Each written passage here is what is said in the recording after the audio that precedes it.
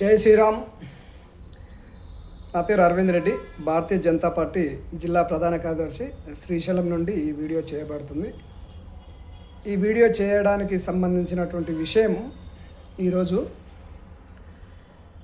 శ్రీశైల దేవస్థానంలో జరిగినటువంటి హుండీ దొంగతనం, గర్భాలయం, స్వామివారి గర్భాలయంలో జరిగినటువంటి విధానంపై ఇద్దరిని సస్పెండ్ చేసి మిగతా వారిని కాపాడడం జరిగింది. అదేవిధంగా దొంగతనం చేసినటువంటి వ్యక్తి, అంటే దేవస్థానం కోట గోడలు దాటి లోపలికి ఏ ద్వారం నుంచి వెళ్ళాడో ఆ ద్వారంలో ఉన్న వాళ్ళని ఎలాంటి వాళ్ళపై చర్యలు తీసుకోకుండా, అదేవిధంగా బ్రహ్మముహూర్తంలో ఓపెన్ చేయవలసినటువంటి అధికారులతో కాయని సమర్పించి గర్భాలయం ఓపెన్ చేయవలసినటువంటి మల్లికార్జున స్వామి గుడి దేవస్థానాన్ని 2 గంటల 15 నిమిషాలకే పరిచారిక అనే పూజార్ల కింద పనిచేసేటువంటి ఒక వ్యక్తి లోపలికి వెళ్ళి హుండీలలో చేతి పెట్టి వాటంతో తీసుకొని అనేక రకాలుగా దాన్ని బీరువాలో కానీ బీరువా వెనకాల కానీ పెట్టడము, అనేక రకాలుగా మార్చి చెప్పడం జరిగింది. అదేవిధంగా డబ్బులు కూడా ఒక్కొక్క దాంట్లో ఒక్కొక్క విధానంగా డబ్బులు తెలియపరచడం జరిగింది.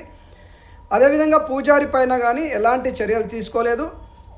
పూజారిని, ఎవరైతే పెద్ద పూజారి ఉన్నారో స్వామివారి ఆలయానికి సంబంధించి, ఆయన పైన చేసిన వానిపైన ఎలాంటి చర్యలు లేవు. అట్లనే ఈ సెక్యూరిటీకి సంబంధించిన విధానంపై, సెక్యూరిటీ ఆఫీసర్ పైన ఎలాంటి చర్యలు తీసుకోలేదు.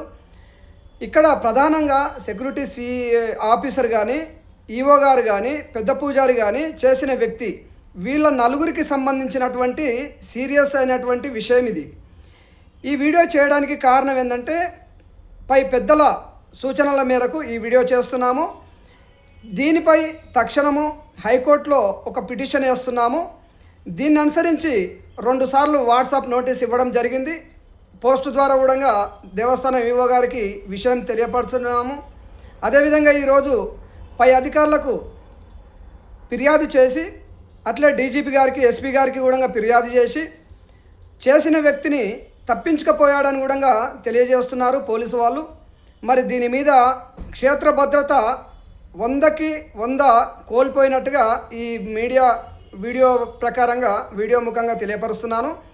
దీనిపై చాలా సీరియస్గా ఉంటుంది. ఇది ఒక శ్రీశైలం క్షేత్రానికో లేదా నంద్యాల జిల్లాకో ఆంధ్రప్రదేశ్కో సంబంధించిన క్షేత్రం అనుకోవడం పొరపాటు. ఇది యావత్ భారతదేశంలో నుండి వచ్చేటువంటి మల్లికార్జున స్వామి, బ్రహ్మరాంబాదేవి శక్తిపీఠము, జ్యోతిర్లింగానికి సంబంధించినటువంటి భక్తుల మనోభావాలు దెబ్బతీసే విధంగా ఇక్కడ ఉన్నటువంటి వ్యవస్థ, ఏదైతే సెక్యూరిటీ, అదేవిధంగా భద్రతా వ్యవస్థ టోటల్గా కోల్పోయినట్టుగా ఈ వీడియో ముఖంగా తెలియపరుస్తూ, పై అధికారులకి అందరికీ ఈరోజు లెటర్లు పంపించి మరి ఉన్నత న్యాయస్థానంలో ఫిర్యాదు చేయడం, పిటిషన్ వేయడం జరుగుతుంది. కేసు కట్టలేదు కాబట్టి కోర్టు నుండి దీని మీద ఎవరెవరిపై అయితే కేసులు కడతారో దాని విధానాన్ని తప్పనిసరి పాటిస్తాం.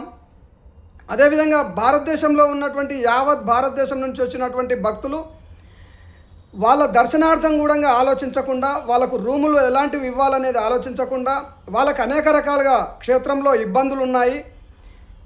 అన్ని ఇబ్బందులు ఉన్నా వాళ్ళు దేవుని గురించి వాళ్ళ యొక్క భక్తి మార్గంలో భక్తి శ్రద్ధలతో పూజించి వాళ్ళ కానుకలను సమర్పిస్తే దాన్ని సద్వినియోగం చేయకుండా వాళ్ళ కర్మలని, మనం ఎప్పుడైతే ఆ నిధిని సద్వినియోగం చేస్తామో వాళ్ళ కర్మలు పోతాయి. కానీ ఇలాంటి వ్యవస్థలో ఇలాంటి వ్యక్తులు ఈ డబ్బుని తీసుకుపోయి నాశనం చేయడం వల్ల వాళ్ళకి పాపాలు, లేదంటే వాళ్ళ డబ్బుని కోల్పోవడం తప్ప వాళ్ళకు ఎలాంటి పుణ్యం రాదని భక్తులు వాపోతున్నారు. ఇది భక్తుల యొక్క మాట. కాబట్టి వెంటనే దీనిపై సరైనటువంటి చర్యలు తీసుకొని సంబంధిత అధికారులు, ప్రధానమైనటువంటి 3 అధికారులు, అదే సీసీ ఫుటేజీలు పరిశీలించుస్తున్నటువంటి సిబ్బంది మరియు వారి సూపరింటెండెంట్, వీరిపై తొందరగా హైకోర్టులో కేసు ఫైల్ అవుతుందని వీడియో ముఖంగా తెలియపరుస్తూ, ఎవరైతే ఏఈఓ, తర్వాత సూపరింటెండెంట్, తర్వాత టెంపుల్ ఇన్స్పెక్టర్, వీళ్ళకు సంబంధం లేనటువంటిది, వాళ్ళు ఎవరైనా ఉండొచ్చు, గతం వాళ్ళు కావచ్చు, ఇప్పుడు కావచ్చు, నెక్స్ట్ వచ్చే వాళ్ళు కావచ్చు, ఈ బ్రహ్మముహూర్తంలో చేసిన బ్రహ్మముహూర్తం తర్వాత జరిగి ఉంటే వీళ్ళకి సంబంధం ఉంటుంది. బ్రహ్మముహూర్తానికి ముందు జరిగింది కాబట్టి వీళ్ళకి సంబంధం లేనిది. కానీ ఇక్కడ ఆలోచన లేకుండా వ్యవహరిస్తున్నారు కాబట్టి పై అధికారులకు ఈ తిప్పలు తప్పవని మీడియా ముఖంగా తెలియపరుస్తూ ముగిస్తున్నాను. జై శ్రీరామ్.